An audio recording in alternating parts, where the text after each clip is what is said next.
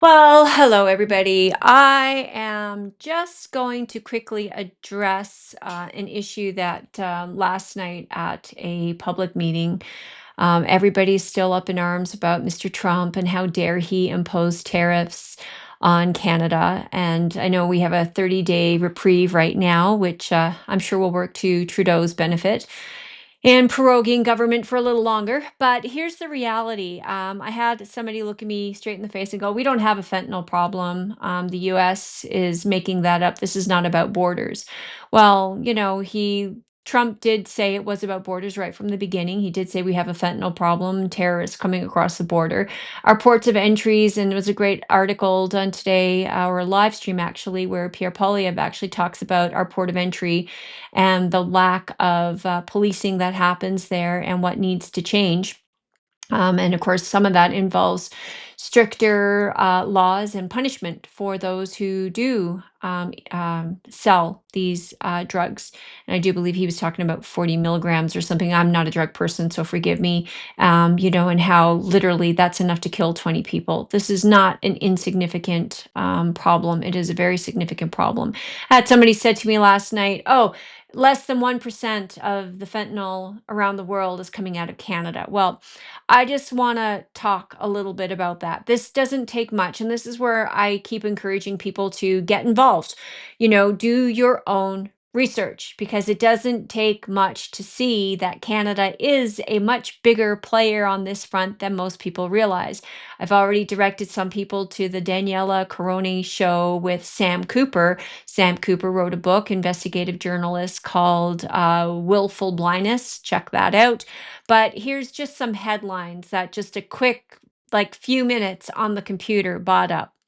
CBS News. Largest drug superlab in Canada's history busted with record amount of fentanyl chemicals. And AP News. Canadian Mounties bust massive drug superlab linked to transnational organized crime. The Star. Emerging Mexican cartel involved in historic 83 million cocaine bust, Toronto police say. CBC News. Laundering of fentanyl cash linked to online gambling, intelligence agency warns. Toronto Sun. Canadian trucker nabbed in 32 million cocaine bust in Arizona. Lily, yes, there is a terrorism problem at the Canadian US border, Toronto Sun.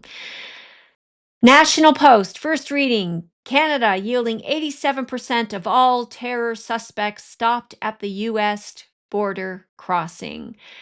Another one here, Homeland Security, Wire News, Border Security, Migrants, Court Order, laundering of fentanyl cash linked to online betting sites, intelligence agency warns.